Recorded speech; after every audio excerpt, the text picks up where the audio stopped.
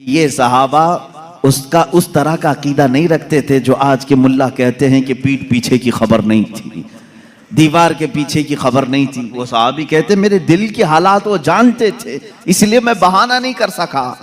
अजीजा ने गिराम वक़ार एक दो नहीं कई बातें इस बात की शाहिद हैं और दलील हैं। अल्लाह के हबीब सल्लल्लाहु ताला अलैहि वसल्लम ने गैब की खबरें दी हैं। अब मुझे ये बताएं, नबी जो लफ्ज़ है ये किसी भी दुनिया की डिक्शनरी में जाकर उठाओ, अरबिक लफ्ज है, ये नबी अरबिक वर्ड है।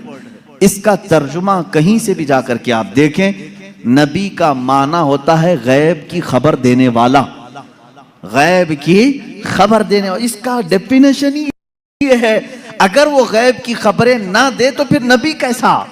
वो लफ्ज ही उसके ऊपर सूट नहीं करेगा अगर वो गैब की खबर नहीं जानते हों। गैब की खबर से मुराद क्या है मेरे अजीजों? जो जाहिर है हम इसको कहते हैं जाहिरी खबर, और गैब में बहुत सारी चीजें आती हैं। जमीनों का इल्म, आसमानों का इल्म, तुम्हारे नसब का इल्म, तुम्हारे दिलों के अंदर छुपे हुए राजों का इल्म, तुम्हारे घरों में मौजूद खबरों का इल्म, बहुत सारी चीजें आती हैं, ये सब गैब में आती हैं। अब हजरत ईसा अलैहिस्सलाम के मुतालिक कुरान कह रहा है व उब्रिउल अकमह वल अबरस व उहिल मौता बिइज़्निल्लाह व उनब्बिउकुम बिमा ताकुलून व मा तदखिरून फी बुयूतिकुम। हजरत ईसा अलैहिस्सलाम कहते हैं कि मैं तुम्हें वो सब चीजों की बात बता दूंगा, खबर दे दूंगा जो कुछ तुम अपने घरों में बैठकर खाते हो और जो कुछ तुम जमा करते हो। ये कौन कह रहा है? ईसा अलैहिस्सलाम। उनकी जुबान में कुरान बयान कर रहा है। कुरान ये कह रहा है ईसा अलैहिस्सलाम उन तमाम चीजों की खबर देते थे जो लोग अपने घरों में खाते हैं, जो लोग अपने घरों में जमा करते हैं। जब बनी इसराइल के नबी ईसा अलैहिस्सलाम घरों में मौजूद खानों की खबर दे सकते हैं, सैयदुल अंबिया सल्लल्लाहु ताला अलैहि वसल्लम पूरी उम्मत की खबर नहीं रख सकते? अजीजा ने गिरामी वक़ार, रसूल गिरामी वक़ार सल्लल्लाहु ताला अलैहि वसल्लम कितना गैब रखते थे कितना नहीं, एक अलग टॉपिक है। मैं आपको इस मसले को निहायत ही अखलाक के साथ, तमीज के साथ, तहजीब के दायरे में बताऊंगा, इसलिए कि कभी कभार होता है कि कोई जोश में और जज्बे में इधर से उधर चला जाए, लेकिन मैं बड़े अदब के साथ आपसे अर्ज करूंगा। इल्म गैब का इनकार कहां से आया, क्यों हुआ, और हमारा आज ये मसला क्यों बना? उसकी वजह यह है कि बाज सलफी और वहाबी और उनकी पैरवी में जमात देवबंद, जिनके बाज उलमा ने हुजूर पाक सल्लल्लाहु ताला अलैहि वसल्लम के कुछ इल्म गैब का इनकार किया, उनकी किताबों में मौजूद है। अब यहीं से ये मसला निकला, उनके इस मज़ऊमा बातिल अकीदे के ऊपर इमाम अहले सुन्नत फाजिल बरेलवी रहमतुल्लाह ताला अलैह ने पूरी किताब तसनीफ फरमाई, अद्दौलतुल मक्किया बिल माद्दतिल गैबिया, जिसमें तकरीबन 200 दलाइल से साबित किया है कि हुजूर पाक सल्लल्लाहु ताला अलैहि वसल्लम को मा काना व मा यकून का इल्म था। जो कुछ हो चुका और जो कुछ होने वाला है सबका इल्म था, सबका इल्म था। अब अगर हुजूर पाक सल्लल्लाहु ताला अलैहि वसल्लम के इल्म गैब के मुतालिक आप डिस्कशन में आ जाएं, तो अब मैं आपको बताता हूं, आपको किसने बताया कि इंसान अव्वल कौन था? दुनिया में सबसे पहले कौन आया? ये सबको मालूम है कि नहीं? आदम अलैहिस्सलाम है। वो सबसे पहले नबी थे, सबसे पहले रसूल थे। अब इससे पहले भी अगर जाएं, आदम अलैहिस्सलाम को पैदा कैसे किया गया? आदम अलैहिस्सलाम जन्नत में रहे, जन्नत से फिर दुनिया में भेजे गए, उनकी पैदाइश के मामलात, उनके दुनिया में आने के मामलात, फिर सैयदना नूह अलैहिस्सलाम ने तबलीग फरमाई 950 साल, उसके बाद और भी अंबिया इकराम अलैहिस्सलाम के वाक़यात। ये सब बातें आपको बताई किसने? किसने खबर किया? कौन बताया आपको? सबका नुक्ता इत्तिहाद तुम्हारे यहाँ जमा होगा मुहम्मदुर रसूलुल्लाह सल्लल्लाहु अलैहि वसल्लम। अगर अल्लाह के रसूल सल्लल्लाहु ताला अलैहि वसल्लम ना बताते तो न तुम्हें आदम अलैहिस्सलाम की खबर थी, न तुम्हें नूह अलैहिस्सलाम की खबर थी, न तुम्हें इब्राहीम और इस्माइल अलैहिस्सलाम की खबरें थी, न तुम्हें हजरत यूसुफ अलैहिस्सलाम के वाक़यात मालूम थे। कुरान जो कुछ भी बयान हुआ है वो मुस्तफ़ा की जुबान से तो बयान हुआ है, मेरे आका सल्लल्लाहु ताला अलैहि वसल्लम के जुबान से बयान हुआ है। तो मेरे अजीजों, जो हो चुका हुजूर उसका भी इल्म रखते हैं। जो हो चुका मेरे आका सल्लल्लाहु तआला अलैहि वसल्लम उसका भी इल्म रखते हैं, उसकी खबर रखते हैं। अब बाद में होने वाला ये भी आपको मालूम है, हर मुसलमान का अकीदा है क़यामत आने वाली है या नहीं? अगर इनकार करोगे तो इस्लाम से निकल जाओगे। क़यामत कैसे आएगी इसका पूरा नक्शा भी मालूम है। कैसे आएगी आपने उलमा से सुना होगा, किताबों में पढ़ा होगा। क़यामत के करीब क्या क्या हालात होंगे, निशानियां क्या क्या हैं, ये सब चीजें बताई गई। याजूज माजूज आएंगे, दज्जाल निकलेगा, सूरज पश्चिम से निकलेगा, दाबतुल अर्द आएगा, ये बड़ी बड़ी निशानियां। ईसा अलैहिस्सलाम नाजिल होंगे, इमाम मेहदी का ज़हूर होगा, ये बड़ी बड़ी निशानियां। और उसके बाद एक दिन ऐसा आएगा कि सूर फूंका जाएगा। ये इसराफील अलैहिस्सलाम के हाथ में अभी सूर है, फरिश्ते हैं, और वो बाजे की शक्ल की एक चीज है, उससे आवाज धीरे धीरे निकलेगी और उसके बाद फैलती जाएगी, निहायत तेज हो जाएगी। उसी आवाज के धमाके से पूरी दुनिया का इख्तिताम होगा। फिर सूरज चांद टकरा दिए जाएंगे, तारे फट जाएंगे, जमीन उड़ा दी जाएगी, पहाड़ रूई के गाले की तरह उड़ रहे होंगे। फिर मैदान क़यामत कायम किया जाएगा। क़यामत आएगी, इतना सारा डिटेल ये किसने बताया आपको? ये कौन बताया है? अगर रसूल पाक आने वाली खबरों को नहीं जानते थे तो फिर क़यामत की खबर कभी नहीं देते।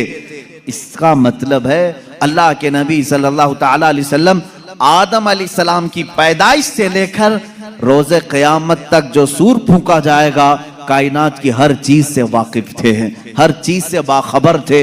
हुजूर अकरम सल्लल्लाहु तआला अलैहि वसल्लम का इल्म गैब कितना था कितना नहीं था, अब इस पर आते हैं हम। इसलिए कि बाज़ उलमा, उनसे हमारा भी डिस्कस हुआ, उन्होंने कहा कि आप खामखा वहाबी और देवबंदी जमाअत से इख्तिलाफ रखते हैं। हम कभी इनकार नहीं करते हुजूर सल्लल्लाहु तआला अलैहि वसल्लम के इल्म गैब का, लेकिन हम ये कहते हैं कि पूरा पूरा इल्म गैब उनके पास नहीं था। उन्होंने बाज़ाब्ता हमारे साथ ये डिस्कस किया, पूरा इल्म गैब नहीं था। हम हुजूर के थोड़े से इल्म गैब का इनकार नहीं करते, हाँ था रसूल को, लेकिन पूरा नहीं था हर चीज का। मैंने कहा इस पर क्या दलील है आपके पास? उन्होंने कहा बाज़ मकामात पर हुजूर ने कहा है मुझे मालूम नहीं। बहुत सारे ऐसे मकामात हैं वाक़या हो गया, हुजूर को उसकी खबर नहीं रही। इसका मतलब है हुजूर को पूरे इल्म गैब का पूरा इल्म गैब नहीं था, थोड़ा सा तो था, हम इसका इकरार करते हैं। मेरे अजीज़ों, जवाब सिर्फ इतना ही है कि चलो मियाँ, हम और आप बैठते हैं, हम ये लिखते हैं कि हुजूर का क्या क्या इल्म गैब था, और आप ये लिखो कि हुजूर को किस किस चीज का नहीं था। मुबारक हो तुम्हें, तुम हुजूर के इल्म गैब की नफी पर लिखते जाओ और हम हुजूर के इल्म गैब के इस बात पर लिखते जाएंगे कि अल्लाह के नबी सल्लल्लाहु तआला अलैहि वसल्लम को किन किन चीजों की खबर थी और तुम किन किन चीजों की नहीं थी, इस पे लिखो।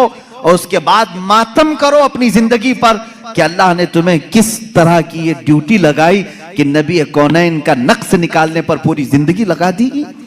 हुजूर पाक के सल्लल्लाहु तआला अलैहि वसल्लम के मर्तबे को कम करने के लिए तुम्हें ड्यूटी लग गई, तुम इस चीज पर तैयार हो गए। अजीज़ान गिरामी वक़ार, पहले ये तो मुझे बताएं कि कौन है जो ये इंसाफ करेगा इतना था इतना नहीं था, कितना था? क्या तुम नबी के जमाने में हो? हुजूर पाक सल्लल्लाहु तआला अलैहि वसल्लम से तुमने कुछ पूछा है इस बारे में? चलो, अगर 100 चीजों का इल्म था हुजूर सल्लल्लाहु तआला, या इल्म गैब अगर 100 को कहते हैं तो तुम बताओ हुजूर के पास 70 था कि 75 था कि 80 था कि 82 था? कोई हद है तुम्हारे पास? नहीं बता सकेंगे, मेरा चैलेंज है। वो कहते हैं बाज का था। अरे मियाँ, वो बाज की भी तो तहदीद कर दो, बाज का मतलब क्या है? नहीं, बाज का इल्म गैब था। आज भी वो कहते हैं हुजूर को बाज चीजों का इल्म गैब था। मैं यही कहता हूं वो बाज कितना था ये आप मुतय्यन करके बता दो। चलो 30% था, 40% था, परसेंटेज नहीं बयान कर सकेंगे। जहां उन्होंने उंगली रख दी कि इतना था, तो फिर वो इस्लाम में ज्यादती करने वाले बन जाएंगे और खारिज इस्लाम हो जाएंगे।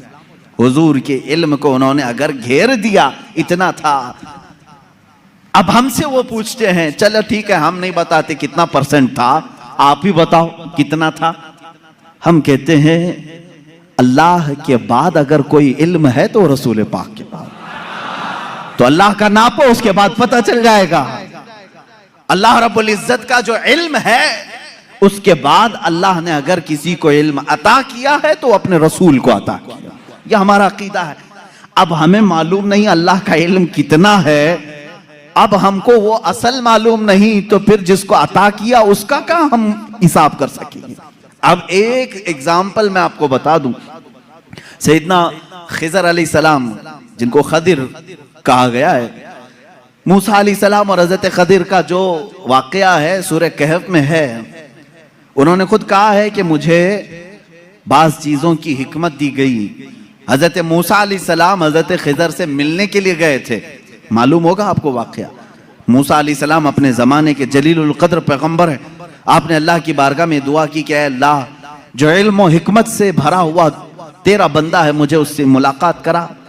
अल्लाह ने फरमाया एक मछली भून करके ले चलो, समंदर के किनारे किनारे चलते रहो, जहां ये मछली जिंदा होकर समंदर में चली जाए वहां मेरे उस बंदे से तेरी मुलाकात होगी। कुरान पाक में ये मौजूद है सूरह कहफ में। मूसा अलैहिस्सलाम अपने गुलाम के साथ लेकर चलते रहे, एक जगह आराम करने के लिए आप रुके, सो गए, मछली वहीं जिंदा हुई, भुनी हुई मछली, तली हुई मछली जिंदा हुई और समंदर में कूद गई। गुलाम ने खबर नहीं किया, उठाया नहीं। मूसा अलैहिस्सलाम आराम फरमा रहे थे, फिर जब बेदार हुए तो गुलाम भूल गए, आगे चल पड़े। मूसा अलैहिस्सलाम को भूख की शिद्दत हुई तो आपने कहा लाओ वो मछली खा लेते हैं, अब लंबा सफर नहीं होगा। तब गुलाम ने कहा वो मछली वहीं उछल कर चली गई थी जहां आप आराम कर रहे थे। वाकया तवील है।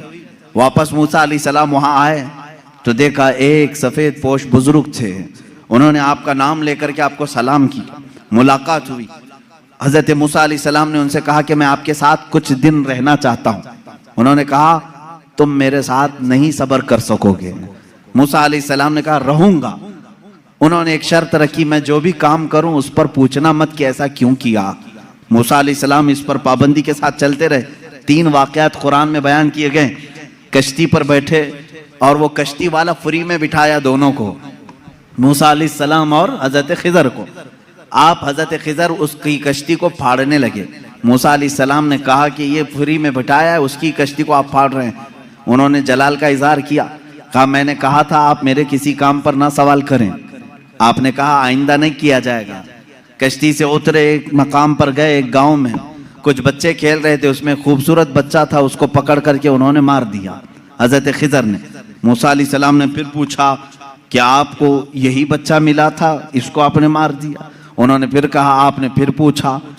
उन्होंने कहा मूसा अलैहिस्सलाम ने आखिरी एक मौका और, एक गांव पहुंचे, गांव वालों से कहा हमको मेहमान बना लो।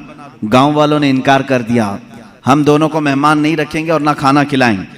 वो वहां से निकले, उस गांव की एक दीवार गिर रही थी।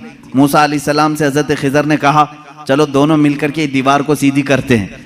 मूसा अलैहिस्सलाम ने कहा एक तो गांव वालों ने खाना भी नहीं खिलाया, मेहमान भी नहीं बनाया, इनकी दीवार को हम क्यों सही करें, और आपने ऐसा क्यों किया? हजरत खिजर ने कहा अब यहाँ से तुम्हारा और हमारे जुदाई का रास्ता, हादा फिराकु बैनी व बैनक सउनब्बिउक बितअवील मा लम तस्तति अलैहि सबरा। कुरान कहता है अब खिजर अलैहिस्सलाम ने कहा जिस पर आपको सबर नहीं हुआ उनमें से हर एक की मैं हिकमत बताता हूँ। इसके पीछे छुपा हुआ गैब का इल्म क्या था? ये कौन कह रहा है? सैयदना खिजर अलैहिस्सलाम। इसके पीछे छुपे हुए राज क्या थे?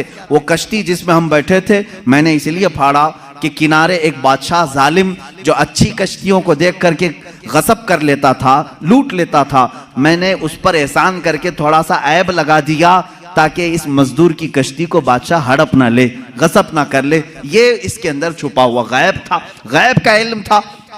मूसा अलैहिस्सलाम को दूसरे वाक़ये की खबर उन्होंने दी। वो बच्चे के मुतालिक मुझे अल्लाह की तरफ से ये इल्म था कि वो बड़ा होकर के अपने माँ बाप को भी मारेगा और कातिल बल्कि वो काफिर बना डालेगा, इसलिए मैंने उसको मार दिया ताकि इसके वालिदैन महफूज रहें, ईमान की हालत में रहे। तीसरे, उस दीवार को हमने जो सही किया वो दर हकीकत 2 यतीमों की थी। उनके बाप ने उस दीवार के पीछे खजाना दफन किया है, अगर ये गिर जाती तो गांव वाले हड़प ले जाते। मैंने उन यतीमों की हिफाजत के लिए दीवार को सही किया। ये 3 गैब की खबरें बताते हैं हजरत खिजर। उसके बाद जो बात है खिजर, सैयदना खिजर, इनके मुतालिक खुद इख्तिलाफ है कि ये नबी थे कि वली थे। नबी थे कि वली थे। बाज़ उलमा ने कहा बनी इसराइल के नबी थे, बाज़ उलमा ने कहा नहीं वो अपने वक्त के वली थे। बहरहाल अल्लाह ने उनको इल्म हिकमत अता किया था। अब आओ मैं आपको बताता हूँ कितना दिया था। अब यही बात चल रही ना, कितना दिया था, इतना कि उतना। हजरत मूसा अलैहिस्सलाम ने हजरत खिजर से पूछा कि आपको कितना इल्म गैब मिला। वो समंदर के सफर पर थे। समंदर को तो जानते हैं आप, इसका किनारा कौन देखा है, इधर शुरू हुआ कि उधर खत्म हुआ, मालूम ही नहीं पड़ता। समंदर तो वहां तक दिखता है जहां तक आसमान लगा हुआ दिखता है। समंदरों को आपने देखा होगा तो मालूम है, हमने सफर भी किया है, कोई किनारा समंदर का दिखता नहीं जल्दी। हजरत खिजर उस वक्त कश्ती में बैठे हुए हैं मूसा अलैहिस्सलाम के साथ। एक चिड़िया उड़ती हुई आई, बैठी, उसने चोंच मारा और समंदर से कतरा पानी पी और उड़कर चली गई। हजरत खिजर कहते हैं इल्मे इलाही की मिसाल समंदर की तरह है, और चिड़िया ने जितना कतरा पानी उसमें से पिया उतना भी मुझे नहीं मिला है। ये कौन कह रहा है? सैयदना खिजर, बनी इसराइल के नबी, जिनके गैब की खबरें मूसा अलैहिस्सलाम को बताई गई। उतना इल्म था उनके पास जो चिड़िया समंदर के कतरे में, समंदर में से जितना पी ले। मेरे अजीजों, अब यहां से कितना और इतना का अंदाजा वही कर सकेगा जो इल्म इलाही को नापा होगा। अल्लाह का इल्म कितना है। अब यहां रसूल करीम सल्लल्लाहु ताला अलैहि वसल्लम के दरबार में आते हैं। अगर आप सवाल करते हैं कितना था कितना नहीं था, तो ये मसला हम डायरेक्ट अल्लाह से क्यों ना पूछ लें? ऐ मौला, अता करने वाला तू है, लेने वाला तेरा रसूल है, तू ही बता दे कितना इल्म था। कुरान के पाक की आयत आप 4 पारे में पढ़ें, 5वें पारे में पढ़ें। अल्लाह रब्बुल इज्जत फरमाता है वअल्लमका मा लम तकुन तअलम व कान फज़लुल्लाहि अलैका अज़ीमा। ऐ रसूल, हमने आपको इल्म गैब कितना दिया, कितना दिया? फरमाता है मेरा मौला, ऐ रसूल, हर उस चीज का इल्म दिया जो आप पहले नहीं जानते थे। अब क्या क्या नहीं जानते थे तुम तय करो, फिर मैं बताता हूं। हर उस चीज का इल्म अल्लाह ने उन्हें दिया है। तुम अगर कहते हो रसूल ये नहीं जानते थे, तो मौला तो कह रहा है जो रसूल नहीं जानते थे मैंने दे दिया है। तुम अगर कहोगे हुजूर बचपन की खबरें नहीं जानते थे, मैं कहूंगा अल्लाह वो भी दिया है।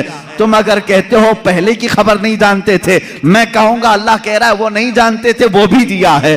तुम कहते हो क़यामत के बारे में रसूल नहीं जानते थे, अच्छा है, तुम जितने नहीं जानते थे वाले वर्ड्स लाओगे, कुरान की आयत के नीचे अल्लाह ने वही फरमाया वअल्लमका मा लम तकुन तअलम। ऐ रसूल, जो जो नहीं जानते थे सब मैंने दे दिया है। जो जो नहीं जानते थे, तुम जो भी कहोगे ये नहीं जानते थे, साफ कहो हाँ ठीक है नहीं जानते थे, लेकिन अल्लाह कह रहा है रसूल जो नहीं जानते थे वो दे दिया है। अब तेरा लफड़ा किस बात पर है, तेरा झगड़ा किस बात पर है? अल्लाह खुद कह रहा है जो नहीं जानते थे वो मैंने दे दिया। अब इस आयत ने पूरा फैसला कर दिया है। अब यहां पर आए, डिस्कस होता है तो बाज लोग ये कहते हैं कुरान की आयत है, कुरान कह रहा है वइंदहु मफातिहुल गैब ला यअलमुहा इल्ला हु। अल्लाह के पास गैब के खजानों की चाबियां हैं, कोई दूसरा नहीं जानता। एक आयत है।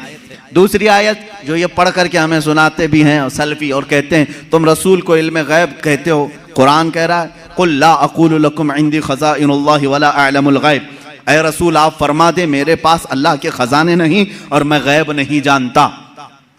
यह आयत में साफ है, और मैं चुरा करके नहीं जाऊंगा, साफ पढ़ करके जाता हूं। जो इनके एतराजात हैं, कहते हैं कि रसूल को अल्लाह ने खुद कह दिया ऐ रसूल आप कह दे मैं गैब नहीं जानता। रसूल ने कहा उम्मत से 2 चीजें ये बताते हैं, इंदहु मफातिहुल गैब ला यअलमुहा इल्ला हु। अल्लाह के पास है गैब के खजाने की कुंजियां चाबियां, कोई दूसरा नहीं जानता। 2 आयतें, एक तीसरी आयत और भी पढ़ते हैं और ये कहते हैं इन्नल्लाह इंदहु इल्मुस साअति व युनज़्ज़िलुल गैथ व यअलमु मा फिल अरहाम व मा तदरी नफ्सुम माज़ा तक्सिबु गदा व मा तदरी नफ्सुम बिअय्यि अर्दिन तमूत। बेशक अल्लाह के पास 5 चीजों का इल्म है, उसको कोई दूसरा नहीं जानता। क़यामत कब आएगी, बारिश कब आएगी, माँ के पेट में क्या है, यअलमु मा फिल अरहम वमा तदरी, और कोई आदमी ये नहीं जानता कि कल क्या होगा। पांचवी चीज है, कोई ये नहीं जानता कि किस जमीन में मरेगा। 21वें पारे की आयत है, अल्लाह फरमा रहे 5 चीजों का इल्म अल्लाह ही के पास है। मेरे अजीजों, ये सवालात के बौछार हैं जो एक सीधे साधे भोले भाले सुन्नी मुसलमान के सर पर लाद दिए जाते हैं और उसे बोझल करके कहा जाता है। कुरान जब ये कह रहा है रसूल को कि आप कह दें कि मैं गैब नहीं जानता, और अल्लाह कह रहा है कि गैब के खजाने की चाबियां उसी के पास है, किसी के पास नहीं, तो जवाब देना मुश्किल होता है। बाज बंदों को कहते हाँ सही बात है, हमारे मौलवी हजरात ने कुछ और बताया था, यहाँ बातें। मैं आज आपको खुल करके इन तमाम चीज़ों की वजाहत करूँगा। एक बात मैं तकरीबन यहाँ पर 100 किताबों से साबित कर सकता हूँ। मुसन्निफीन, शारहीन हदीस, सीरत निगार, मुहद्दिसीन, मुफस्सिरीन कुरान, इनकी पूरी जमातों के तकरीबन 100 अइम्मा इकराम की किताबों से हम साबित कर सकते हैं।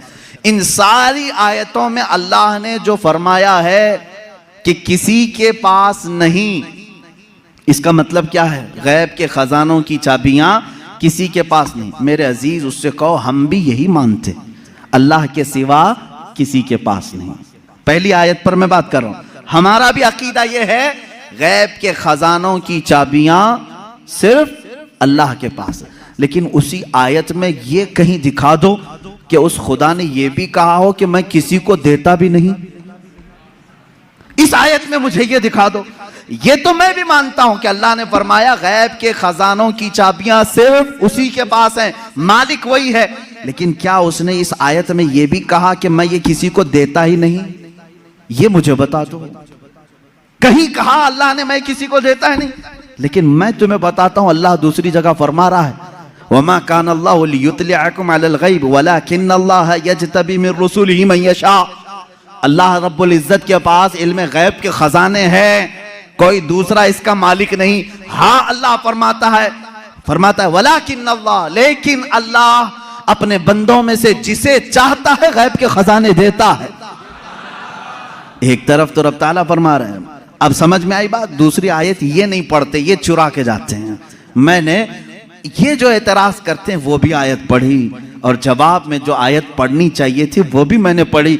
अल्लाह ने फरमाया बिल्कुल सच है, हमारा अकीदा भी यही है, गैब के खजानों की चाबियों का मालिक सिर्फ अल्लाह है। लेकिन उसने कहीं कुरान में ये नहीं कहा कि मैं ये चाबियां किसी को नहीं देता, कहीं कहा अल्लाह ताला ने, बल्कि रसूल से पूछते हैं। मेरे आका सल्लल्लाहु ताला अलैहि वसल्लम खुद फरमाते हैं, हदीस पाक है, सही हदीस है, उअतीतु मफातीह खज़ाइनिल अर्द। मेराज की रात आपको अल्लाह ने क्या क्या दिया? हुजूर फरमाते हैं, मुझे जमीन के सारे खजानों की चाबियां अल्लाह ने दी। रब है मोती ये है कासिम, रिज़्क़ उसका है खिलाते ये हैं। टेंशन तीसरे को क्यों है? तकलीफ तीसरे को क्यों है?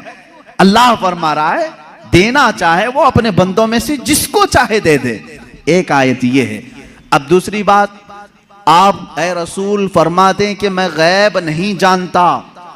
एक आयत ये भी पढ़ करके बता, देखो 7वें पारे में है, अल्लाह ने फरमाया ऐ रसूल आप कह दें मैं गैब नहीं जानता। इसका मतलब क्या है? जब रसूल खुद फरमा रहे हैं मैं गैब नहीं जानता।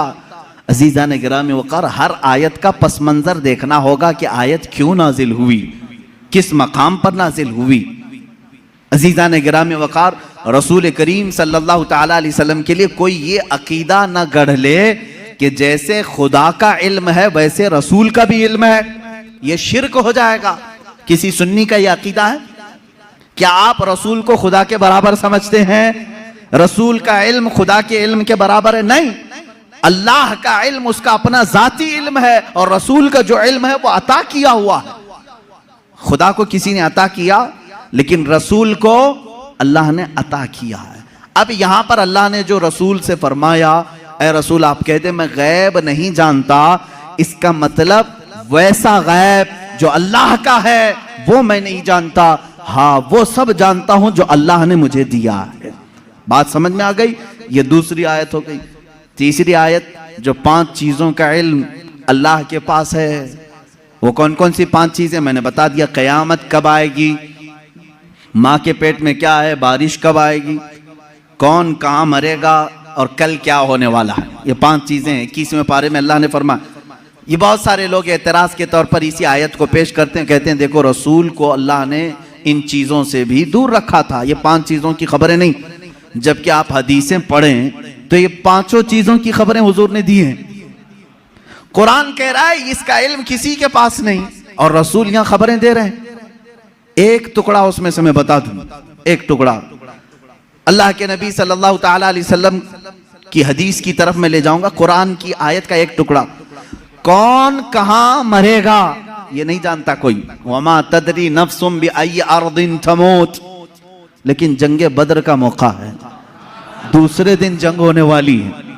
रात के वक्त मेरे आका सल्लल्लाहु अलैहि वसल्लम अपने हाथ में छड़ी लेकर के चल रहे हैं। मुस्लिम शरीफ की हदीस है, सही मुस्लिम शरीफ की हदीस। हुजूर सल्लल्लाहु ताला अलैहि वसल्लम अपने हाथ में लकड़ी लेकर मैदान में आए। अपने सहाबा को हौसला दिलाना था कि तुम घबराओ मत, कल क्या होने वाला है मैं बताता हूं। कुरान कह रहा है कल क्या होने वाला है वो किसी को नहीं मालूम, और रसूल कह क्या टकराव है क्या रसूल में और कुरान में? मैं इसको बताऊंगा मेरे अजीजों जवाब के जरिए से। कोई टकराव नहीं, टकराव तो इनके पेट में। यहां हुजूर पाक सल्लल्लाहु ताला अलैहि वसल्लम ने अपनी लकड़ी उठाई और सहाबा से कहा इधर हटो, एक गोल लकीर खींची और फरमाया देखना कल जंग खत्म होने के बाद अबू जहल यहां मरेगा, अबू जहल गिर करके यहीं मरा होगा। दूसरा दायरा खींचा और एक काफिर का नाम लिया, कहा यहां उतबा मरेगा, यहां शैबा मरेगा। कुरान कह रहा है कौन कहां मरेगा ये किसी को नहीं मालूम, और रसूल लकीर खींच करके बता रहे हैं अबू जहल यहां मरेगा। अब जिस सहाबी ने ये हदीस रिवायत की है, आप हदीस के आगे के अल्फाज पढ़ें, इनकार की गुंजाइश उनके पास भी नहीं, इसलिए कि मुस्लिम शरीफ की हदीस है, मुस्लिम शरीफ की हदीस है जो बुखारी का दर्जा भी रखती है बाज मकामात पर। मेरे अजीजों साहबी कहते हैं जंग हुई, खत्म हुई, दूसरे दिन हम फतह का जश्न मना रहे थे, लेकिन मैदान में जब काफिरों की लाशें घसीटने के लिए आए तो हमने देखा रसूल पाक सल्लल्लाहु अलैहि वसल्लम ने जो दायरा खींचा था जिसके नाम का, वो एक बाल बराबर भी बाहर नहीं गिरा था, वही गिर। अबू जहल के लिए जो पिंजरा बनाया गया था उसी में मरा है।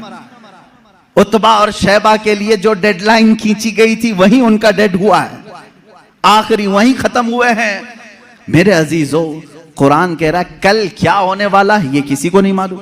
रसूल ने एक दिन पहले जंग कल कैसे होने वाली वो बता दिया। दूसरी चीज कुरान कह रहा है कौन कहां मरेगा ये नहीं मालूम, रसूल तो जमीन खींच करके बता रहे हैं। 2 चीजें तो यहां हो गई, मां के पेट में क्या है ये भी कोई नहीं जानता। तुम रसूल की बात आते हो तो यहां कहते हो देखो रसूल, कुरान कह रहा है मां के पेट में क्या है वो नहीं जानता। तुम तो डॉक्टरों के बारे में भी इतना इल्म रखते हो कि सोनोग्राफी से बता देते हैं लड़का है कि लड़की है। आज के जदीद इल्म में इसका तो इनकार नहीं है। अब ये कुरान की आयत जिस चीज को मना कर रही है कोई नहीं जानता, इसका मतलब क्या है, इसका मतलब क्या है? अब बारिश का मसला है, बारिश कब होगी ये किसी को नहीं मालूम, बारिश कब होगी ये किसी को नहीं मालूम। लेकिन बारगाह मुस्तफ़ा सल्लल्लाहु अलैहि वसल्लम में एक साहबी हाजिर हुए, कहा कि आका कहत पड़ गया है, बकरियां सूख रही हैं, जानवर मरने के करीब में, बारिश नहीं है, कब आएगी? ये किससे पूछने आए साहबी? रसूल पाक से। जबकि कुरान कह रहा बारिश कब आएगी ये किसी को नहीं मालूम। मालूम होना ना होना अलग बात है। रसूल पाक ने कहा अभी नाजिल कर दे। हुजूर पाक सल्लल्लाहु ताला अलैहि वसल्लम को अल्लाह ने इतना इख्तियार अता किया कि आपने हाथ उठाया और कहा ए मौला हमारे कहत साली को दूर कर दे, बारिश बरसा। वो साहब भी कहते हैं हमारे हाथ नीचे भी नहीं हुए थे कि बारिश शुरू हो गई, और इतनी हुई 8 दिन तक होती रही। दोबारा वो आए वही साहबी, उन्होंने कहा आका अब पानी भर गया है और घरों में आ रहा है, आप इतना कह दें कि अब बारिश मदीने में नहीं दूर बरसे। हुजूर ने फिर हाथ उठाया और कहा अल्लाहुम्मा हवालैना ला अलैना, ऐ अल्लाह हमारे इर्द गिर्द बरसा, अब हमारे लिए काफी है। वो साहबी कहते हैं मदीने के ऊपर से बादल छट गया, यहां सूखा रहा, आसपास बारिश बरसती रही। तुम तो इनकार कर रहे हो कि रसूल को कब बारिश आएगी ये नहीं मालूम। हदीस तो बता रही है रसूल जब चाहे आ जाए, जब चाहे आ जाए। अब आयत का क्या मतलब है? आयत में जो इनकार है और हदीस में भी है, हुजूर ने फरमाया 5 चीजों का इल्म किसी को नहीं। यहां यही जवाब मैं दूंगा, ऐ मेरे अजीज अल्लाह ने ये सच फरमाया कि ये 5 चीजों का इल्म अल्लाह ही के पास है, लेकिन पूरी आयत में अल्लाह ने ये कहीं नहीं फरमाया ये मैं किसी को दूंगा भी नहीं। अल्लाह ने फरमाया ये 5 चीजों का इल्म मैं किसी को देता भी नहीं, बल्कि अल्लाह जिसे चाहे इन 5 चीजों से खबरदार करे। जब आम बंदों को अल्लाह इन 5 चीजों से खबर कर सकता है तो अपने गैब बताने वाले रसूल को क्या ये 5 चीजों का इल्म नहीं दिया जाएगा? बेशक मेरे आका सल्लल्लाहु ताला अलैहि वसल्लम को खबरें थी। अब आओ अहादीस की रोशनी में कौन कौन सी चीजें सहाबा ने महसूस की हैं। जंगे बद्र के कैदी जो थे, वो जो कैद हुए थे 70 लोग थे, उनके बारे में मशवरा हो रहा था। बहुत सारी चीजें हैं गैब की खबरों में, मशवरा हो रहा था कि क्या किया जाए। बाज ने कहा इनको मार डालें, जला दें, बहुत इन्होंने सताया है मुसलमानों को। लेकिन हज़रत अबू बकर सिद्दीक़ रज़ियल्लाहु ताला अन्हु के मशवरे पर अमल हुआ। उन्होंने कहा इनसे फिदिया लेकर के छोड़ दिया जाए। हुजूर पाक सल्लल्लाहु ताला अलैहि वसल्लम हर एक कैदी को बारी बारी बुला रहे थे कि तुम्हारे पास जो है वो ले आओ, माल दो और आज़ाद हो जाओ, क्योंकि उन्होंने तलवार उठाई थी। तलवार उठाने का ये जुर्म है, अब आज़ाद हो। दूसरी कौमें तो छोड़ती नहीं, तलवार उठाने वाले को मार दिया जाता है या जेल में डाला जाता है। ये मेरे आका का रहम था कि फिदिया दे करके उन्हें छोड़ा जा रहा था, इसलिए कि ये बाद में फिर दायरा इस्लाम में आएंगे, छोड़ा जा रहा था। उन्हीं कैदियों में हुजूर के चचा अब्बास भी थे। वो ईमान लाए हुए नहीं थे, काफिरों की तरफ से लड़ने के लिए आए थे। अब्बास वो भी कैदियों में थे, चचा हैं। हुजूर सल्लल्लाहु ताला अलैहि वसल्लम के पास पहुंचे, कहा ऐ चचा आप तो उनके दुश्मनों के साथ आए थे, फिदिया दो और आज़ाद हो जाओ। कहा मेरे पास कुछ भी नहीं है, मेरे पास कुछ भी नहीं है, माल कुछ भी नहीं है। हुजूर पाक सल्लल्लाहु ताला अलैहि वसल्लम ने क्या फरमाया जानते हैं? कहते हैं चचा जब मक्का से निकले थे अपनी बीवी उम्मुल फजल को एक गठरी आपने सिक्कों की दी थी, फलां जगह छुपाने के लिए कहा था, वो गठरी मंगवाएं और फिदिया दें और आज़ाद हो जाएं। अल्लाह अकबर। हज़रत अब्बास कहते हैं ये राज था मेरा और मेरी बीवी का, ये मोहम्मद अरबी सल्लल्लाहु अलैहि वसल्लम जंग के मैदान में बता रहे हैं। चचा आप घर से निकलते वक्त जो पैसों की थैली अपनी बीवी को सुपुर्द करके आए थे और कहा था फलां जगह छुपा के रखना, किसी को बताना मत, हुजूर ये तक बता रहे हैं। हज़रत अब्बास ने कहा मैं फिदिया तो लाऊंगा लेकिन पहले कलमे तैयबा भी पढ़ लूंगा। दायरा इस्लाम में आई हज़रत अब्बास रज़ियल्लाहु ताला अन्हु हुजूर सल्लल्लाहु ताला अलैहि वसल्लम पर ईमान लाए। मेरे अजीज़ों उनका तो ये अकीदा था कि रसूल हमारे घरों में छुपी हुई चीज़ों को भी जानते। जंगे बद्र में आए हुए और भी जंगे बद्र ही से मुतालिक बड़ी नफीस बात है, हदीस है। जंगे बद्र में जो कुफार और मुशरिकीन आए थे, इसमें कई गैब छुपे हुए हैं, कई गैब जिनकी खबरें हुजूर सल्लल्लाहु अलैहि वसल्लम ने दी। खत्म हुई, इसमें काफिरों को भारी नुकसान हुआ था, बड़ा नुकसान हुआ था। ये तो मालूम है कि सिर्फ 14 सहाबा की वफात हुई, शहादत हुई, बाकी 70 उनके मारे गए, 70 कैदी बनाए गए, पूरा माल वो छोड़ के भागे थे। जो 1000 की तादाद में आए थे और इधर 313 ही थे। उसके बाद वो इसी गम में पेचोखम खा रहे थे, गलता पेचा थे मक्का के लोग, यानी हसद में जल रहे थे। उनमें से एक शख्स था सफवान, उसके बाप को कत्ल कर दिया गया था मैदान बद्र में, उमैया बाप मार दिया गया। जब लोग जाकर के वाकयात सुना रहे थे, वो बहुत मालदार आदमी था सफवान, बहुत गम में आ गया कि मेरे बाप इतने बड़े आदमी सरदार कुरैश को मोहम्मद के साथियों ने कत्ल कर दिया। गम और गुस्से में, गैज़ में वो जल रहा था। उसी की कैटेगरी का एक और शख्स उमैर बिन वहब, उमैर बिन वहब इनका बेटा कैदी बन करके हुजूर के पास गिरफ्तार हो चुका था। एक का बेटा कैदी बना है, एक का बाप मारा गया है। दोनों सेम कैटेगरी के हो गए, दोस्ती जल्दी होती है। ऐसे दोनों का जब मैटर सेम हो तो दिल की बातें शेयर होती रहती हैं। उमैर बिन वहब सफवान बिन उमैया के पास आए, हतीम काबा के अंदर, खाना काबा के हतीम के अंदर बैठे। उमैर बिन वहब ने कहा मेरे पास तो कुछ है नहीं, माल और दौलत, लोगों के कर्जे बड़े हुए हैं और हर कोई कर्जा मांगने आता है, ऐसे में मेरे बेटे को मोहम्मद ने कैद कर लिया है, क्या कहूँ। सफवान ने देखा सेम मैटर मेरा भी है, मुझे भी बदला लेना है, इसका भी है, एक काम करते हैं। उसने ऑफर दिया, कहा ए उमैर, तेरे सारे कर्जे चुका दूंगा, प्लस इनाम दूंगा और मेरी तरफ से तलवार दूंगा, बस तू मोहम्मद का कत्ल करके आ। सल्लल्लाहु तआला अलैहि वसल्लम दोनों खुफिया मीटिंग करते हैं खाने काबा की हतीम में बैठकर, और उसके बाद सफवान ने अपनी तलवार को जहर में बुझाकर आग में तपा करके कि किसी को थोड़ा जख्म भी दे दिया जाए तो वो मर जाए, इतनी जहरीली तलवार उमैर बिन वहब के हाथ में थी। उमैर बिन वहब को शैतान कुरैश कहते थे कि सबको भड़काने वाला, जंगे बदर में लाने वाला। उमैर बिन वहब ये जहरीली तलवार लेकर मदीने आए। मदीने जिस वक्त ये पहुंचा, यहाँ हालात कैसे थे? मस्जिद नबवी के अंदर वो कैदी बंधे हुए थे, हुजूर पाक सल्लल्लाहु तआला अलैहि वसल्लम अंदर हैं, हज़रत उमर फारूक रज़ियल्लाहु ताला अन्हु चंद सहाबा के साथ पहरा दे रहे थे, और हज़रत उमर जहाँ खड़े हों किसकी मजाल है कि अंदर जाए।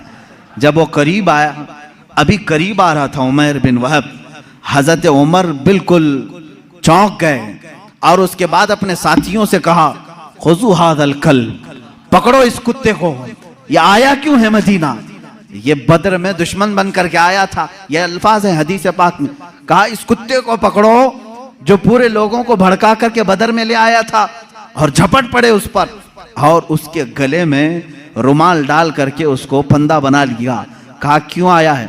कहा नहीं, बस बेटे से मिलने आया था, बेटे से मिलने आया था, मेरा बेटा कैदी हुआ है तुम्हारे यहाँ, देखूं तो कुछ हाल चाल पूछ लूं, इसलिए आया हूं।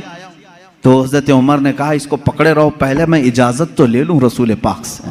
अंदर गए, कहा या रसूल अल्लाह सल्लल्लाहु तआला अलैहि वसल्लम, उमैर बिन वहब आया है, कुरैश का वो भड़काने वाला आदमी जो जंग बदर में सारे लोगों को उकसा रहा था, और मुझे लगता है उसकी नीयत सही नहीं है। कौन कह रहा है? उमर इब्न खत्ताब रज़ियल्लाहु ताला। हुजूर के जो मुहिब थे वो भी लोगों की नजरें देखकर पहचानते थे। कहते हैं मुझे उसकी नीयत सही नहीं लग रही है। हुजूर पाक सल्लल्लाहु अलैहि वसल्लम ने फरमाया उसको अंदर तो ले आओ, मैं भी पूछूं कि किस लिए आया है। हजरत उमर उसी तरह फंदा डाल करके अंदर ले आए। रसूल करीम सल्लल्लाहु तआला अलैहि वसल्लम ने बात करना चाहिए, उसके हलक में अटक रहा था। हजरत उमर से कहा छोड़ दो उसको, बात करने दो। तलवार भी है उमैर बिन वहब के पास, जहरीली तलवार जो लटकी हुई है। रसूल करीम सल्लल्लाहु तआला अलैहि वसल्लम के ऊपर कभी किसी का रौब तारी नहीं हुआ, कभी हुजूर पाक के जिस्म अक़दस पर किसी का रौब तारी नहीं हुआ। निहायत ही संजीदगी के साथ अल्लाह के नबी सल्लल्लाहु तआला अलैहि वसल्लम ने पूछा, ए उमैर क्यों आना हुआ मदीने? उसने कहा बेटे की खैर खैरियत के लिए आया हूँ, मेरा बेटा कैदी बन करके आपके यहाँ आया है। हुजूर ने फरमाया नहीं, ये मकसद नहीं होगा तेरा, ये मकसद तो नहीं होगा, सच सच बता। कहा नहीं, बेटे की खबर लेने के लिए ही तो आया हूँ। हुजूर ने फरमाया बेटे की खैरियत पूछने के लिए तलवार लेके क्यों आए हो? तलवार की क्या जरूरत है? उसने तलवार नीचे फेंक दिया और कहा इन तलवारों का क्या? जंगे बदर में तो आपने देखा हमारे पास तलवारें थी, फिर भी हम कामयाब नहीं हुए, इन तलवारों का क्या लेना? वो बातें बना रहा था जैसे सामने वाले को यूं समझा हो कि नहीं जानता है। वो तलवार नीचे रख करके कह रहा है तलवार से क्या होना जाना है, कुछ तो नहीं होगा। हुजूर पाक सल्लल्लाहु तआला अलैहि वसल्लम जलाल में कहा उमैर बिन वहब चुप हो जाओ, वो बात बताओ जो मक्का के हतीम में बैठकर सफवान के साथ तुम करके आए हो। हतीम काबा के अंदर बैठ करके तुमने जो सफवान के साथ डीलिंग की है, मुआहिदा किया, वो बात बताओ। ये रसूल पाक सल्लल्लाहु अलैहि वसल्लम ने जैसी कहा, उमैर बिन वहब कहता है मेरे बदन में राशा तारी हो गया, कपकपी तारी हो गई, इसलिए कि ये बात मेरे और सफवान के दरमियान राज थी। मक्का में तीसरा कोई नहीं जानता था, मदीने में बैठा हुआ ताजदार मदीना मेरी खबर दे रहा है। उमैर बिन वहब ने कहा अशहदु अन्नका मुहम्मदन रसूलुल्लाह, मैं गवाही देता हूं कि आप अल्लाह के सच्चे रसूल हैं। तलवार छोड़ दी, ईमान ले आए।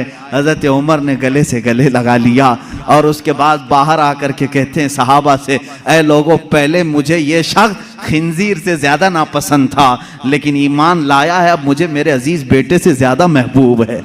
ये ईमान की अलामत भी है। अल्लाह के नबी सल्लल्लाहु तआला अलैहि वसल्लम ने वो खबर दी जो हतीम काबा में बैठ करके वो राजो नियाज से बातें कर रहे थे।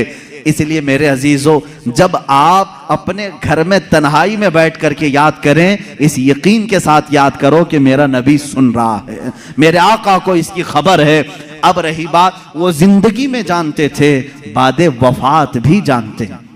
ये भी दलील हमारे पास। पहले हम जिंदगी ही की बात कर लें, जाहिरी जिंदगी की। अल्लाह के नबी सल्लल्लाहु ताला अलैहि वसल्लम के साथ एक बार नहीं कई मरतबा ये मामला आता है। जंगे मौता ये जॉर्डन की सरजमीन पर है, उर्दुन, जिसको अरबी में उर्दुन कहते हैं, इंग्लिश में जॉर्डन। जंगे मौता ये एक बड़ी खतरनाक जंग हुई है सहाबा के साथ। उसमें रसूल करीम सल्लल्लाहु ताला अलैहि वसल्लम शरीक नहीं थे, मदीना तैयबा में थे चंद सहाबा के साथ। इसमें सहाबा गए, हजरत जाफर तैयार रज़ियल्लाहु ताला सिपह सालार बन करके गए थे।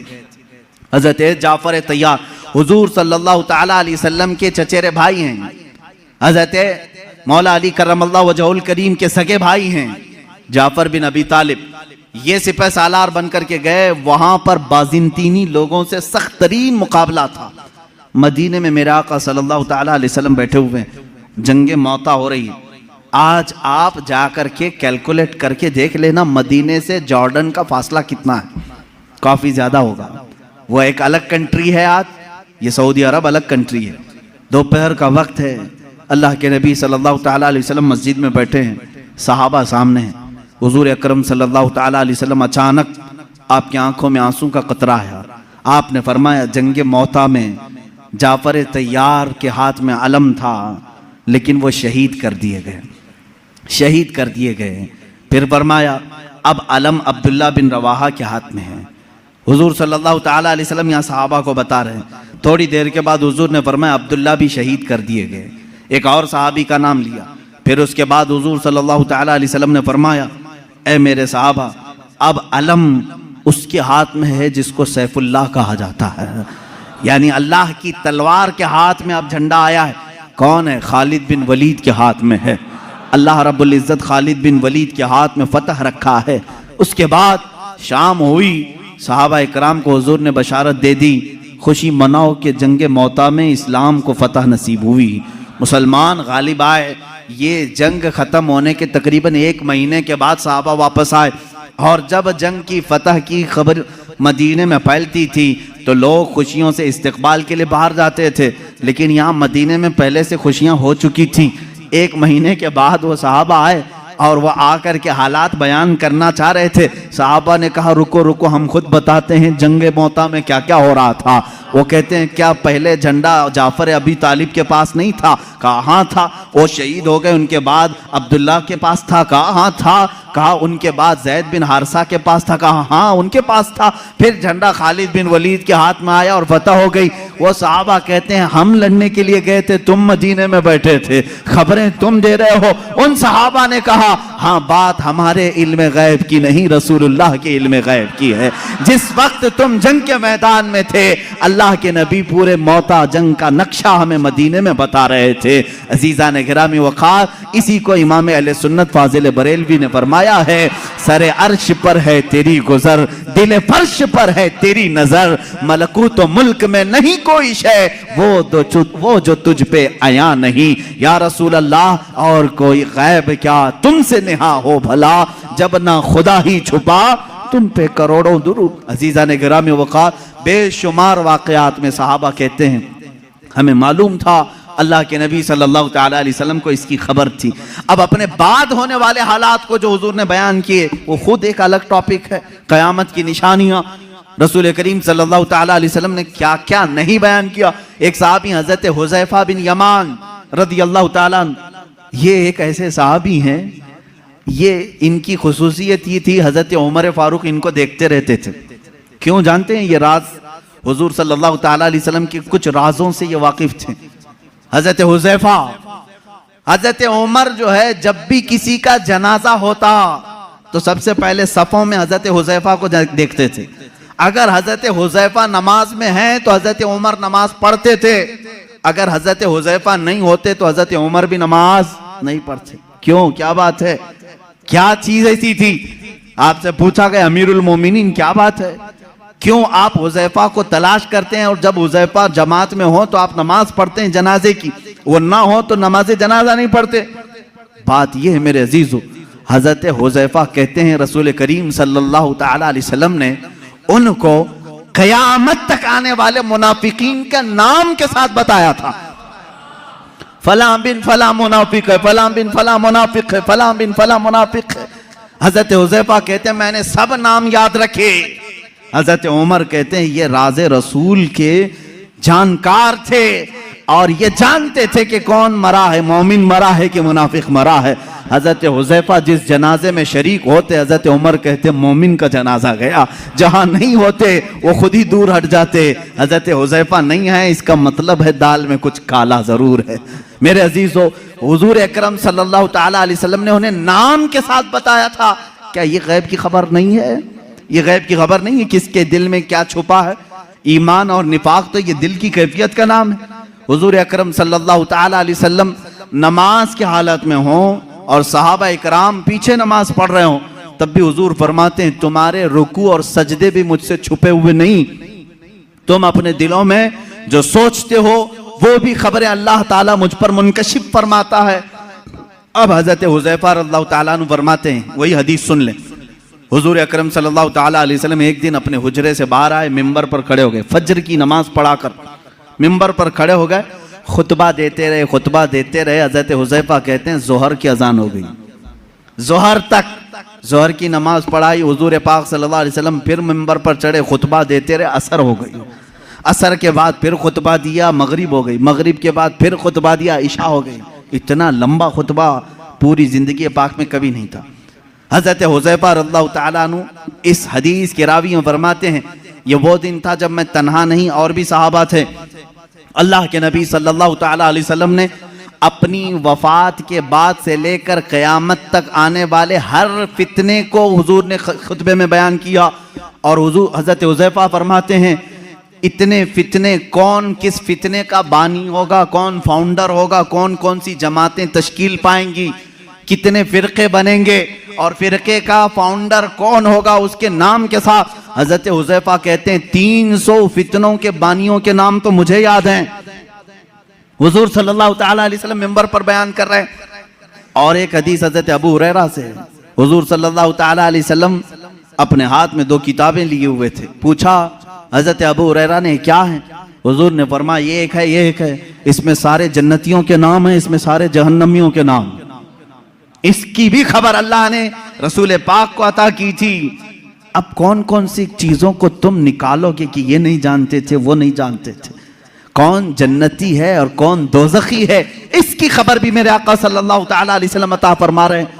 बल्कि जन्नत के अंदर पहुंचने वालों की खबरें, दोज़ख में कौन कौन जाएगा उनकी खबरें, कब्रों के मुतालिक, यहाँ तक कि एक हदीस पाक है हुजूर सल्लल्लाहु ताला अलैहि वसल्लम गुजर रहे थे, एक जगह कब्रस्तान के खड़े हो गए और आपने एक बेरी के दरख्त की टहनी शाख को तोड़कर उन कब्रों पर लगाया। हरे हरे पत्ते थे। सहाबा ने पूछा या रसूल अल्लाह सल्लल्लाहु ताला अलैहि वसल्लम क्या बात है, आपने ये पत्तों को इनकी कब्रों पर रखा, यहीं से फूल चढ़ाने का सबूत भी हमें मिलता है। हुजूर पाक सल्लल्लाहु ताला अलैहि वसल्लम ने हरी भरी टहनियां लगाई।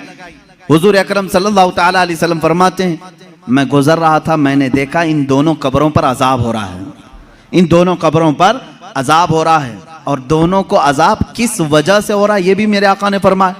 एक चुगली करता था और दूसरा पेशाब के छींटों से नहीं बचता था। पेशाब के जो कतरे हैं वो उड़कर कपड़े में लगते हैं, इस पर भी अजाब दिया जा रहा है कब्र में।